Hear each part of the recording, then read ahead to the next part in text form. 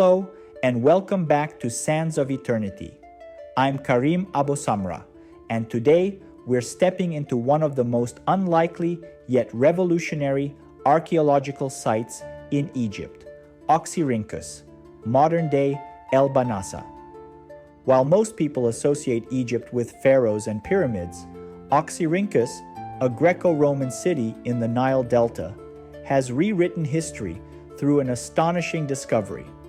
Over 500,000 papyrus fragments unearthed from its ancient garbage dumps.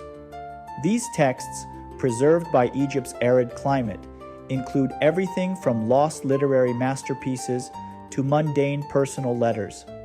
It's like eavesdropping on the lives of people who lived over 2,000 years ago. Let's start with how Oxyrhynchus was discovered. In 1896, British archaeologists Bernard Grenfell and Arthur Hunt arrived at the site of modern-day El-Bahnasa expecting little more than ruins. Instead, they found a mountain of trash, literally. Ancient cities didn't have recycling programs, so Oxyrhynchus residents dumped their unwanted documents in designated pits.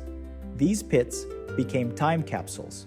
Grenfell and Hunt uncovered carbonized papyri, pages blackened by decay but miraculously legible, alongside everyday trash like pottery shards and food waste. What they found was staggering. The papyri spanned 1,000 years of history, from the 3rd century BCE to the 7th century CE, offering a cross-section of life under Greek, Roman, and later Christian rule.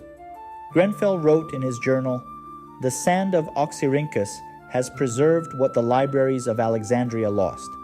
Today, the Oxyrhynchus Papyri Project, led by the Egypt Exploration Society and Oxford University, continues to translate these fragments. Only about 5% have been published so far, meaning there's still so much to uncover. Let's paint a picture of daily life here. Oxyrhynchus, now El-Bahnasa, was a multicultural powerhouse. Greeks, Egyptians, Romans, Jews, and later Christians and Muslims coexisted in this city.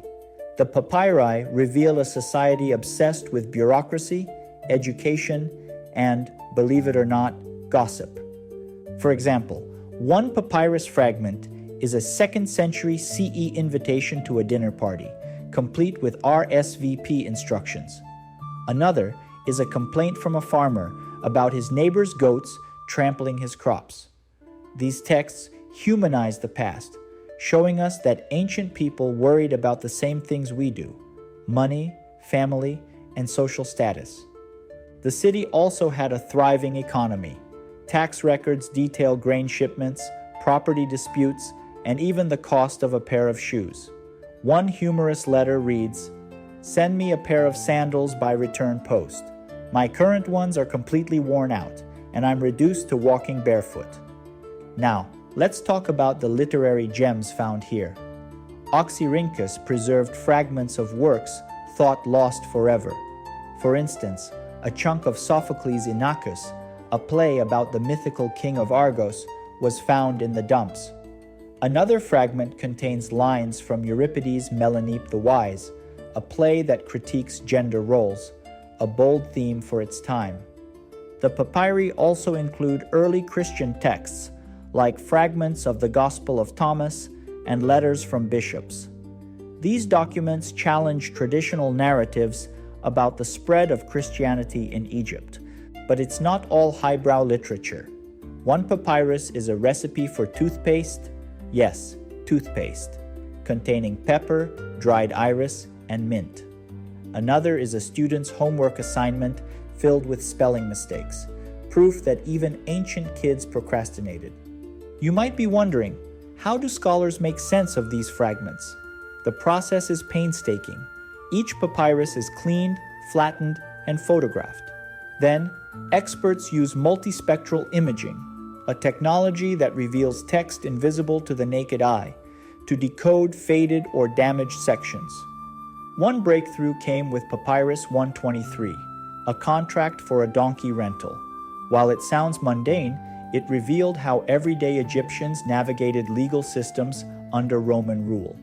Another example is Papyrus 45, a 1st century CE horoscope that blends Egyptian astronomy with Greek astrology. These fragments aren't just academic puzzles, they're windows into the minds of people who shaped history. So why does Oxyrhynchus, El-Bahnasa, matter today? First, it challenges the idea that ordinary lives are unworthy of history. The papyri democratize our understanding of the past, showing us that everyone, from tax collectors to poets, played a role in shaping civilization. Second, it highlights the importance of serendipity in archaeology.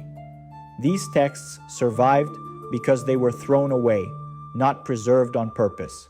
It's a reminder that history is often written in unexpected places. To explore Oxyrhynchus, El-Bahnasa, further, here is a resource I recommend: Ancient Lives, New Discoveries from the Oxyrhynchus Papyri by Paul L. Meyer, a deep dive into the human stories behind the texts. Next week, we'll journey to Sais, modern-day Sa el-Hagar, the capital of Egypt's late period and a city shrouded in myth. It's home to the Temple of Neith, the creator goddess, and a place where pharaohs sought legitimacy in a fractured world. Thank you for joining me on this exploration of Oxyrhynchus, El-Bahnasa. Don't forget to subscribe and share your thoughts. What papyrus fragment would you most want to read? This is Karim Abosamra signing off. See you soon.